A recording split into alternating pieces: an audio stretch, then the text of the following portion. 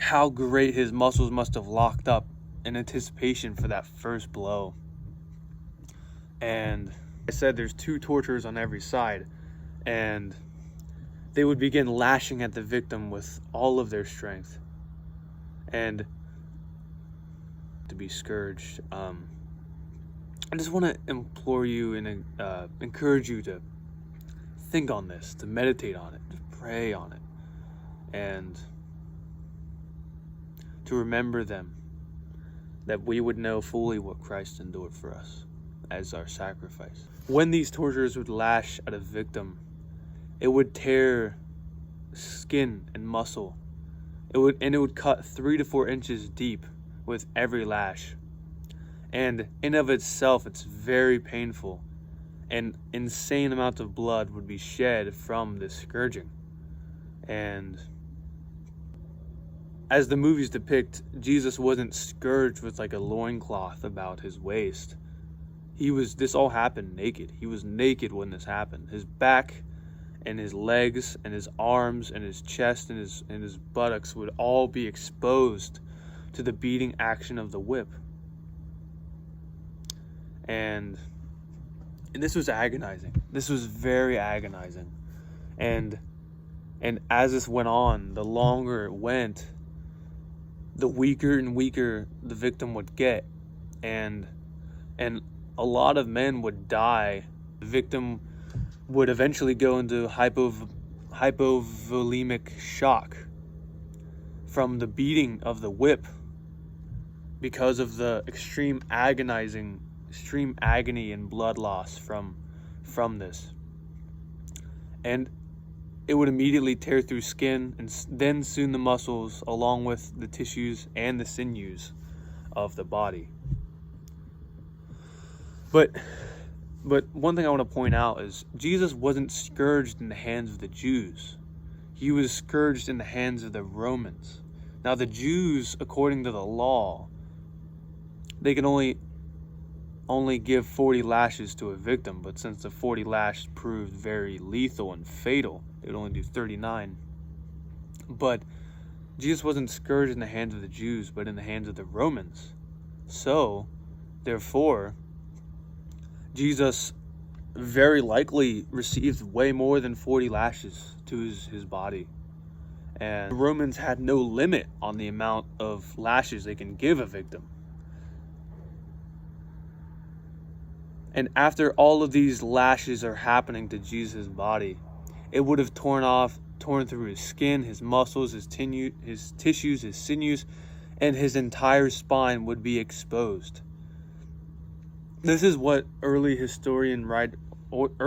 writers who would see it happen wrote, that it wasn't just like a few lashes as the movies may depict, but that his whole spine would be exposed, and some of his organs could have possibly fell out because of his spine being exposed to like oxygen and air, and like these are the effects of the scourging. Like this is horrific.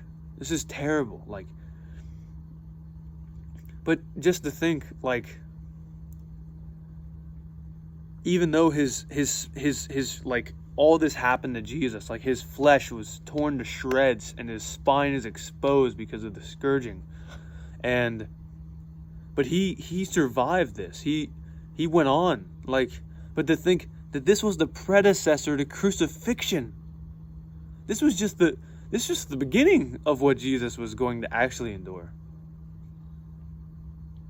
I mean, think about this. Like, Jesus was completely shredded by the scourging. It was not just a few red marks across his back as the movies portray, but he was mutilated and just beaten to a pulp to fulfill Scripture, which is Isaiah 53:5. And for us, it's the suffering servant passage is right. It says that he was so disfigured you couldn't even recognize him if he was a male or a female. Like, he didn't even look like a human. He didn't look like a man. He was so disfigured, as the passage says. And it's because of the scourging. Like, A full body bruise he endured. And just think, his spine would be open, like died from, most victim would have died from the amount of lashes they would normally give a victim, especially if they had no limit. But Christ endured, having his eyes set upon the joy that's set before him, which is Hebrews 1:3.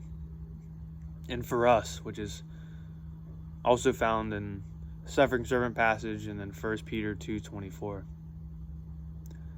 And just to think this all happened before crucifixion. Passage from Revelation, if you want to turn there with me, Revelation 5:11-12. It says, "Then I looked and heard a voice of many angels, numbering thousands upon thousands, and 10,000 times 10,000. They encircled the throne, and the living creatures and the elders."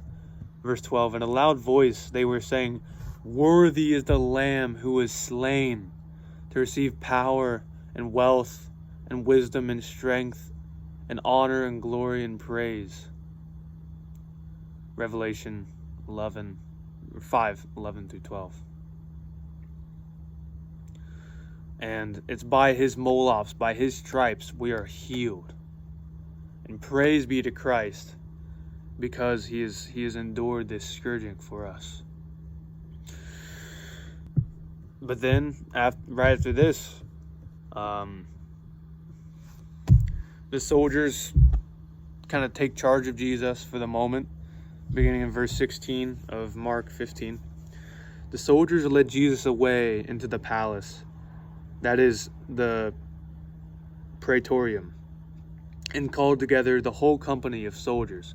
Now, in the King James it says the whole band of soldiers, but the whole company of soldiers, that could have been like 300 to 600 soldiers just there, just a massive multitude of soldiers just to mock Jesus before he's crucified.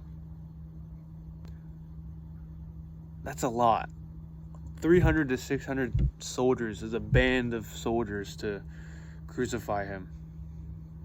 But verse 17, they put a purple robe on him, then twisted together a crown of thorns and set it on him. So the purple robe, they would have had, would only be found in like emperors'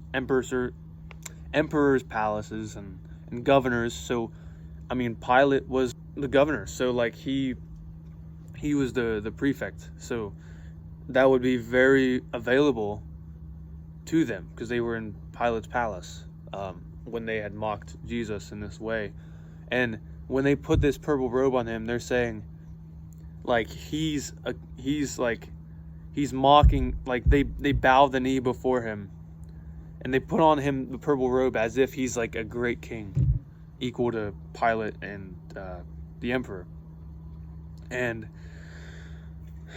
then verse 17, they then twisted together a crown of thorns and set it on him. So set it on him in the Greek is paratethemy, which means to attach, bestow, use force. So this means that they didn't just make the crown of thorns and lightly just put it on his head. They just shoved that thing on there. Like, this would have scraped against his skull and caused delirium, and in some cases it would have caused death too. But that would have been very painful, like having those thorns scraped against your skull. And I want to point out the name of the thorns. The name of the thorns they used. So it's most likely the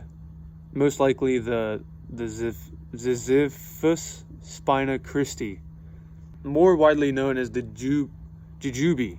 Jujube tree? Yeah, something like that. But what is known of these thorns is that in Jesus' case, it would have caused delirium or even death, like I said.